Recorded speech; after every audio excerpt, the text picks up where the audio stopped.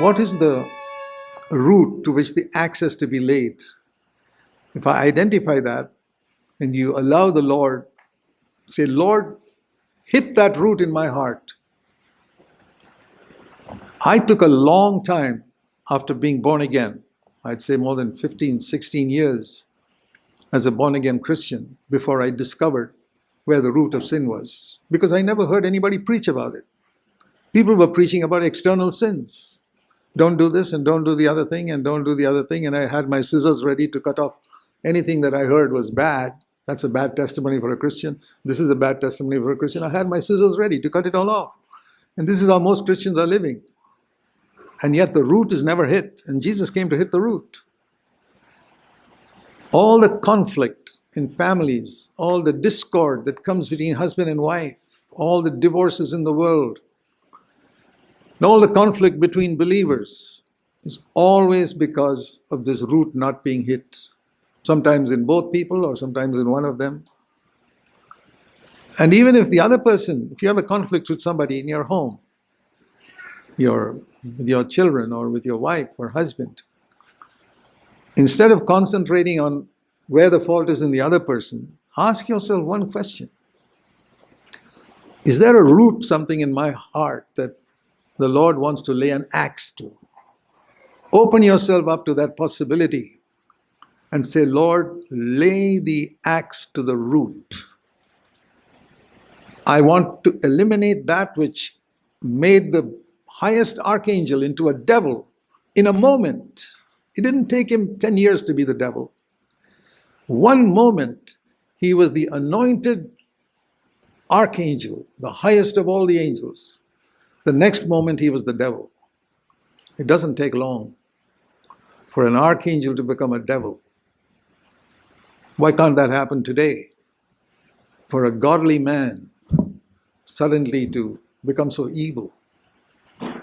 And what is the cause? He didn't commit adultery. He didn't steal anybody's money. He just got puffed up with what? Verse 17. His spiritual attractiveness, at least he thought he was attractive, that everybody thought he was a wonderful saint because he had built up such a reputation in the church. And his inner idea of his own wisdom, how he feels he knows more than anybody else. That can happen to any of us. And it's a wonderful thing if God can give us light on this. That's why you've often heard me say the 3 secrets of the Christian life are humility, humility, humility. And where do I get that from? I get it from Philippians 2. If pride was the root of all sin, it has to be the opposite of that is the root of all salvation. Definitely. And that's why salvation came through the humility of Christ, just like sin came to the pride of the archangel. Pride is that which elevates a person. Humility is that which brings a person down. The archangel exalted himself. I mean, he got so crazy, he thought he could go above God himself.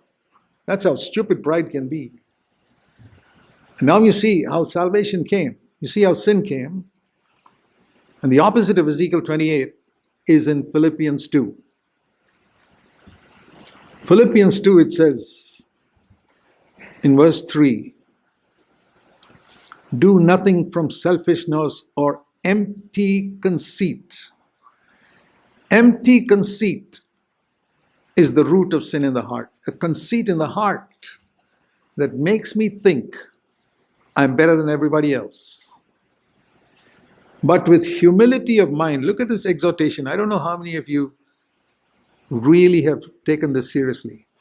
With humility of mind, regard one another as more important than yourself. Take that one statement and meditate on it for this week. Regard others as more important than yourself. Now, don't misunderstand it. Not more spiritual than yourself. That's impossible. If somebody is not more spiritual, how can you fool yourself and believe he is? But it says here, regard others as more important. And then it says, have the same attitude, verse 5, that Jesus had. Jesus did not go around thinking everybody is more spiritual than me. That's a foolish idea that some people say. Yeah, consider the other person as more spiritual than you. Rubbish. That's not what Jesus did.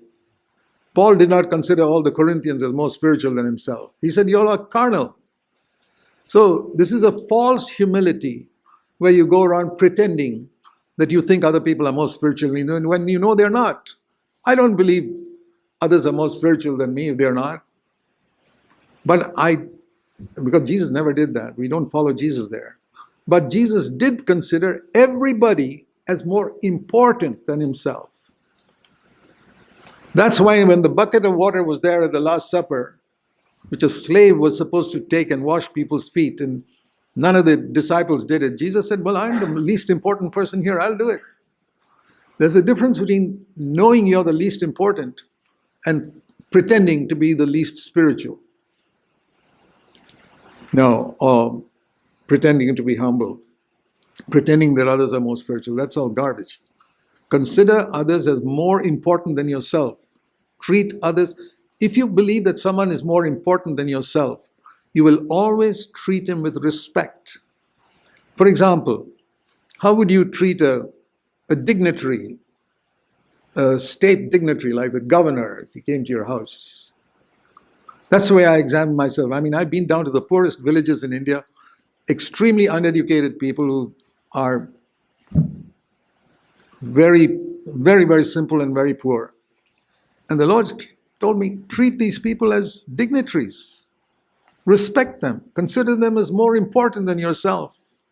And that's what I've striven to do in all the 50 years that I've gone to those places. Consider others more important. That is the attitude of Jesus Christ. And I want to say to you, my brothers and sisters, as you sit in this church, if you follow that exhortation, consider others not as more spiritual. You know they're not. You know some people sitting here are very carnal. But more important than yourself. Respect them as more important, like a dignitary. Don't treat them lightly. Recognize yourself as least important, even if you're the most spiritual. I believe the most spiritual person here will definitely think of himself as the least important. The two go together. And here is the 3 steps of humility I mentioned. Now this is the opposite of the highest archangel. If sin had to come through an archangel trying to exalt himself, salvation had to come by the opposite of that, by somebody humbling himself.